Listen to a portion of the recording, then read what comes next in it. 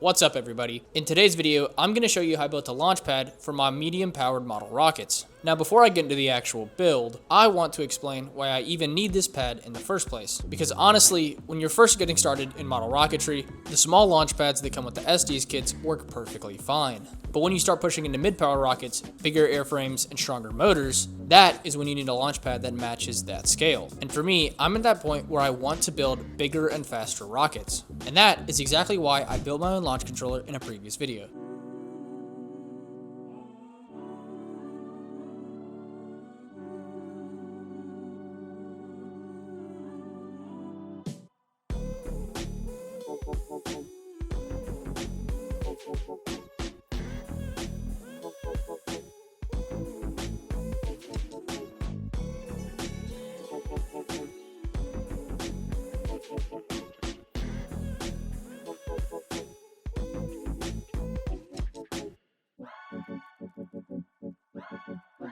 If you haven't seen that one, click right here. In that video, I explained exactly why those smaller controllers just don't push enough current to reliably ignite the bigger motors. Because those smaller ones are perfect for A, B, and C motors, but once you get into the bigger series like the F and the G motor, then you need more current to light the igniters. For mid-powered rockets, the go-to solution is called a 1010 rail. If you've only ever used the small metal launch rods before that come in the SD's kits, a rail is a whole different ballgame. Instead of the rocket just rattling around on a single rod, it rides up in these little grooves using things called rail buttons. It keeps everything straight and stable until the rocket is fast enough to move steady on its own. Now I went for a 6-foot 1010 rail. 6 feet sounds like a lot, right? Well, there's a reason for it. By the time the rocket leaves the rail, you want it going fast enough, usually between 40 and 50 miles an hour, so the fins have proper airflow around them to stabilize it. If it leaves it any slower than that, the rocket can tilt, wobble, or even just go in the wrong direction,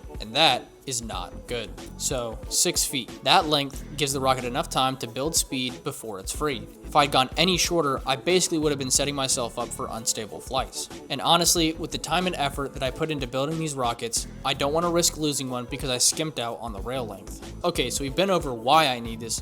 Now let's actually build it. Originally, I had a completely different design in mind. It was going to be a lot more complicated, more expensive, less portable, and even less stable than what I ended up with. So when I was researching for this video, I stumbled upon a post on the Rocketry forum. This guy had taken a simple speaker stand, the same kind that DJs use, and he mounted a 1010 rail on top of it. It was genius. It was portable, stable, and it was affordable. I knew right away that that is exactly what I needed. So then I started hunting down parts. The easiest one was a speaker stand. I had that in one search on Amazon, super fast and super simple. But the rail, on the other hand, that was a whole different story. I first started searching for the rail at my local hardware stores, but they didn't have anything in store. So then I went online and I checked every supplier near me, and still none of them had the 1010 rails that I needed.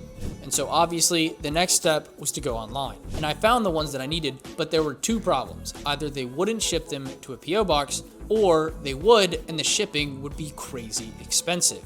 But to get around that, I had a great idea. I would just send them to my mom, and then my mom would ship them to me, which actually worked really well. So shout out to my mom, and thank you for being part of this build. With the stand and the rail sorted, the last main piece was the blast plate. This is very important because when that motor lights, it's basically just a blowtorch going straight down. And if you don't have a metal plate to deflect it, your stand is only going to last one launch. So the easiest thing for me to do was pick up an 1/8 of an inch steel plate and a bracket to go with it. It was simple, strong, and heat resistant. The funny thing about the plate is I ordered a 12 by 12 inch, but what came in the mail was an 8 by 12 inch. But honestly, I think it actually worked out better than the 12 by 12 would have. It's easier, lighter to mount, and it gives the exact amount of coverage that I need for these motors. So I drilled the center hole for the mounting bolt.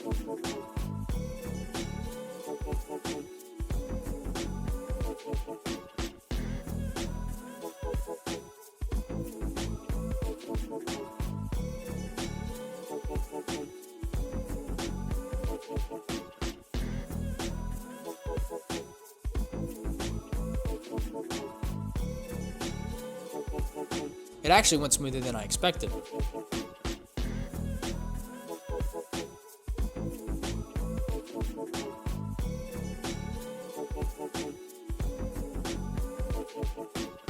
though at one point the bit caught the plate and it spun out from underneath me because I wasn't holding it tight enough. And that right there is a reminder.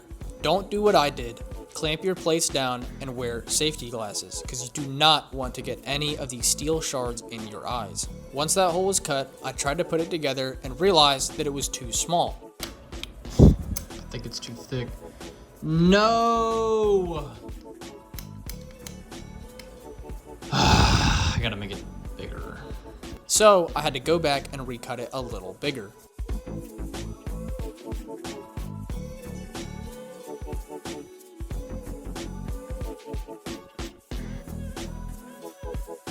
Now once that one was done, I could test fit the bracket on it.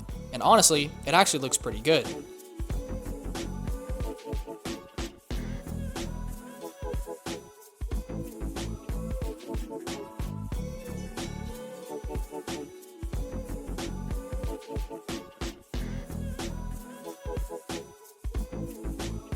I think this thing is going to work perfectly for what we need it to.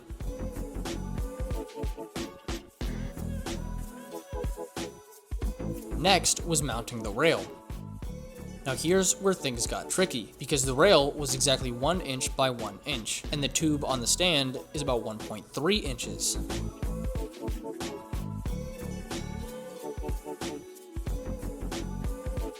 So it would fit, but it would be a little loose. My plan was to drill holes in the side and place eye bolts in to pinch the rail in place. It sounds easy, right? When I drilled the first hole, it was too small. So then I opened it up a little bit more, but now it was way too big.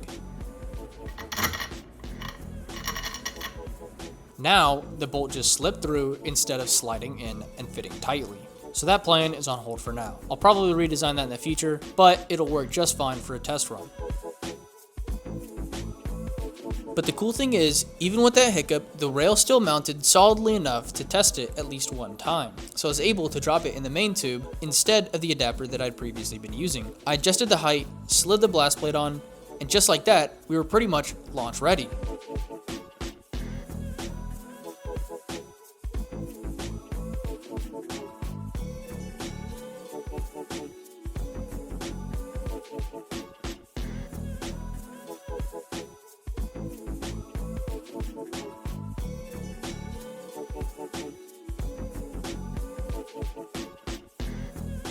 And of course, you can't have a launch pad and not launch anything off of it. The rocket you're about to see is actually a rocket for a different video.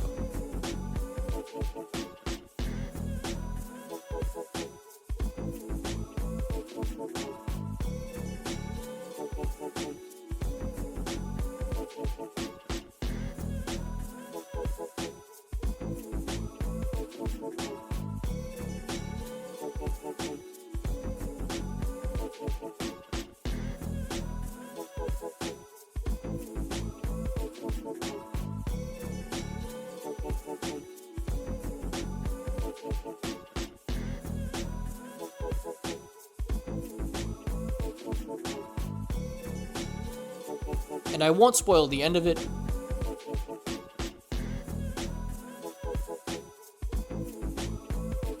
but let's just say trying to find it was an adventure.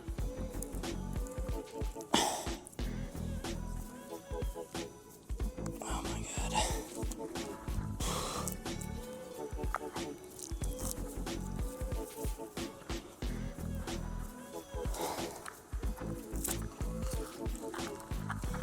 Ow.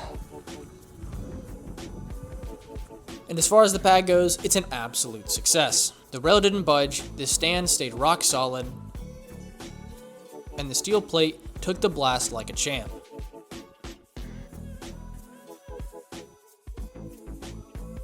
That is exactly what I wanted. So yeah, in my book, I'd call that a win. So this is my new launch pad for my middle class model rockets, and I could not be happier with how it turned out.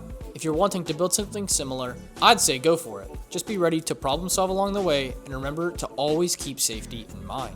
And if you've built your own pad before, let me know down in the comments below what you did differently. I'd love to see other designs and different ways of doing it. Alright, that's it for this one. Thank you so much for watching. I'll catch you in the next video, and remember to stay curious and aim for orbit.